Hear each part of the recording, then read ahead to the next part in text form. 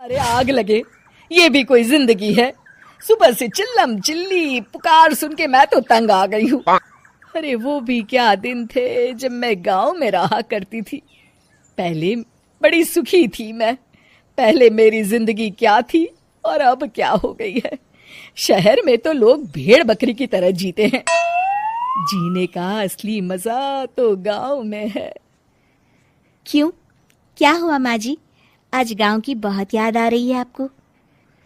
अरे हाँ बहू, शहर का जीना भी कोई जीना है। लोगों की आधी जिंदगी तो सड़कों के ट्रैफिक में निकल जाती है और यहाँ रखा ही क्या है। एक बात कहूं, दिल्ली शहर अब पहले जैसा नहीं रहा। क्या माँ, जब देखो गांव के गुणगान गाती रहती हो। ठीक है, इस बार ना बच्चों के कॉलेज की छुट्टियों में हम सब गांव चलेंगे, ठीक है? हाँ, ये ठीक है।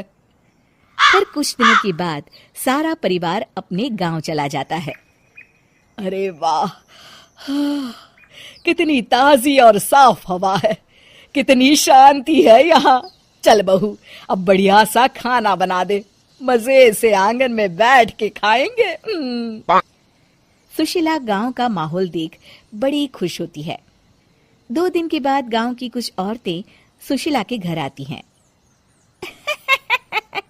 बड़े दिनों के बाद गांव आई है सुशीला। हमें तो लगा कि तू शहर जाके गांव को भूल गई।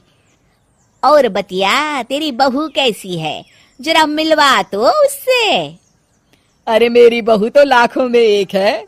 बड़ी किस्मत वाली हूँ मैं जो मुझे जानकी जैसी बहू मिली है।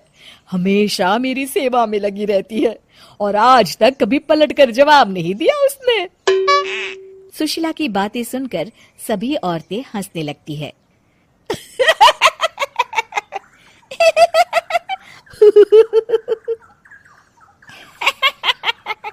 अरे कुछ भी बोले जा रही है। तबीयत तो ठीक है? तेरी बहू चांद से आई है क्या? क्यों बहनों, दुनिया की कोई भी बहू अच्छी होती है क्या? सब औरतें ममता की हाँ में हाँ मिलाती हैं। अरे मैं तो कहती हूँ दुनिया की हर बहू सास का खून चूसने वाली डायन होती है, डायन। मैं तो एक बिल में 1000 सांप के साथ रह सकती हूँ, लेकिन अपनी बहू के साथ नहीं रह सकती। हाँ, तूने सही कहा। मेरी बहू तो तेरी बहू से भी 2 कदम आगे है। सब औरतों की बातें सुनकर ममता मन ही मन बड़बड़ाती है। अरे ये गांव सुधर गया, लेकिन औरतें नहीं सुधरी। अगर थोड़ी देर और इनकी बेवकूफी भरी बातें सुनूंगी तो मैं सच में पागल हो जाऊंगी। फिर सुशीला उन औरतों को घर से दफा कर देती है और राहत की सांस लेती है। अरे बहू, जरा बाम लाके मेरे सर पर तो लगा दे। उन औरतों की फालतू बातें सुनकर मेरा सर चकरा गया है। इस गांव की औरतों का तो भगवान ही मालिक है।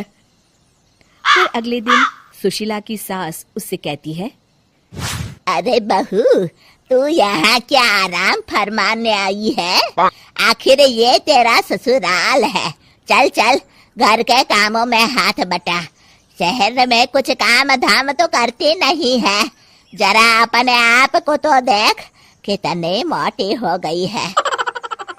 सारा दिन घर का काम करने के बाद शाम को सुशीला, हाय मेरी कमर, हाय मेरे पैरों ने तो जवाब दे दिया। आज तो मुझसे मक्खी भी न मारी जाएगी। अरे बहू, जरा आकर मेरे हाथ पैर तो दबा दे। जी माँ जी, अभी आती हूँ। तभी सुशीला की सास जानकी को रोकते हुए कहती है, अरे रुक जा बहू, एक दिन काम करके इसको इसकी नानी याद आ गई। हम लोग तो रोज इतना काम करते हैं, कोई जरूरत नहीं इसके हाथ पैर दबाने की। सुबह तक सब ठीक हो जाएगा। सुशीला अपनी सास की बातें सुनकर हैरान रह जाती है। इस तरह धीरे धीरे गांव आने के बाद सुशीला की परेशानी शुरू हो जाती है। फिर एक दिन, अरे आज तो मैं कपिल शर्मा देखूंगी, क्योंकि आज संडे है। सुशीला जैसे ही टीवी ऑन करती है तभी बिजली कट जाती है। अरे सत्यानाश, इस बिजली को भी अभी जाना था। इतने दिनों से मैं टीवी सीरियल देख नहीं पाई। हमारा देश इतनी तरक्की कर रहा है, अरे पता नहीं ये गांव कब सुधरेगा। अरे अब तो 2 दिनों के लिए बिजली को भूल जा, ये तो यहाँ रोज की बात है। अब इस अंधेरे में रहने की आदत डाल ले। हाँ हे भगवान, अब क्या होगा? ऊपर से इन मच्छरों ने जीना हराम कर रखा है। दूसरी तरफ घर के काम कर करके और बिना किसी सुविधा के सुशीला तंग आ जाती है और उसे शहरी जीवन याद आने लगता है। क्यों माँ, मजा आ रहा है ना? अरे आपने ऐसी सूरत क्यों बना रखी है? मुस्कुराइए, अब हम गांव में हैं। मोहन के साथ जानकी भी अपनी सास की खिंचाई करती है। हाँ हाँ माँ जी, आप ही तो यहाँ की बड़ी तारीफ कर रही थी। फिर अभी तो कुछ ही दिन बीते हैं, वैसे भी अब तो आप यहीं रहने वाली है ना? अरे नहीं नहीं बहू, मैं एक दिन और यहाँ रुकी तो मर जाऊंगी। मुझे शहर ले चलो। क्या दिन थे, कितनी सुखी थी मैं वहां।